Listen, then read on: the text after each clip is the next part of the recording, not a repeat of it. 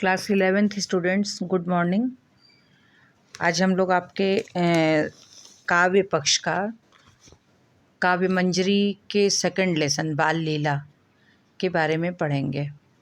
तो उसके पहले हम लोग सूरदास का परिचय पढ़ेंगे, उनके बारे में थोड़ा सा जान लें। सूरदास हिंदी के वैष्णव कवियों में शिरोमणि माने जाते हैं। ब्रज भाषा के कृष्ण भक्त कवियों में इनका स्थान सर्वोपरि है। महाकवि सूरदास का जन्म सन 1478 को रुनकता नामक गांव में हुआ। सन 1563 में इनका निधन हो गया। कहा जाता है कि ये जन्मांध थे, पर इस संबंध में मतभेद है। सूरदास जी वल्लभाचार्य के शिष्य थे। सूरदास के पदों के संग्रह सूरसागर में हैं। सूरदास ने अपनी रचनाओं में श्री कृष्ण की विविध लीलाओं का वर्णन किया है। वात्सल्य रस के तो ये सम्राट हैं। हिंदी में ही नहीं, संसार की किसी भी भाषा में बाल सुलभ चेष्टाओं का ऐसा अनूठा वर्णन कोई नहीं कर सका। सूरदास जी भक्ति काल की सगुण धारा की कृष्ण काव्य धारा के प्रमुख प्रवर्तक हैं। इनकी भाषा ब्रज भाषा है। कहा जाता है कि सूरदास ने जितना अपनी बंद आँखों से श्री कृष्ण के बाल रूप का वर्णन किया है, वैसा और कहीं संभव ही नहीं है। और ये अपनी बंद आँखों से उसका कोना कोना झांकाए हैं। इन्होंने श्रृंगार के संयोग और वियोग दोनों पक्षों का मार्मिक तथा सजीव वर्णन किया है।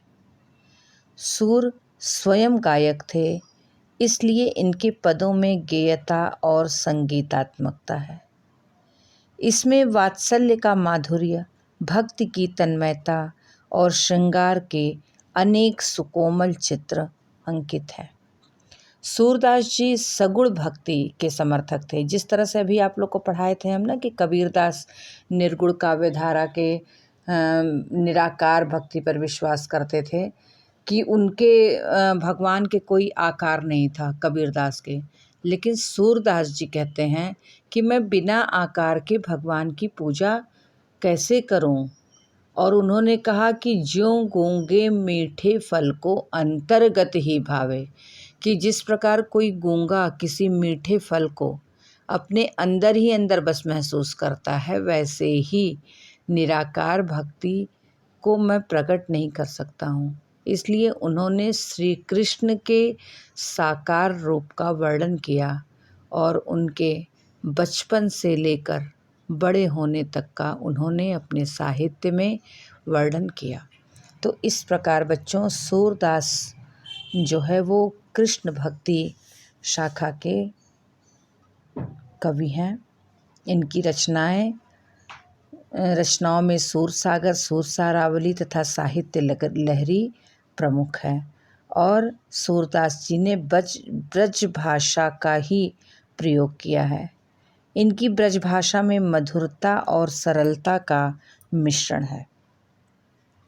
आपकी पाठ्य पुस्तक में सूरदास के इस चैप्टर में 3 पद संकलित हैं। पहले पद में बाल कृष्ण के घुटनों के बल चलने का सौंदर्य, दूसरे पद में बाल कृष्ण द्वारा यशोदा माँ को पहली बार मैया मैया कहकर पुकारने, तथा अंतिम पद में बाल कृष्ण को बलराम द्वारा चिढ़ाए जाने की शिकायत का चित्रण किया गया है। तो बच्चों, इस प्रकार से ये सूरदास का परिचय है। और अब नेक्स्ट वीडियो में आप बाल लीला चैप्टर को हम पढ़ाएंगे।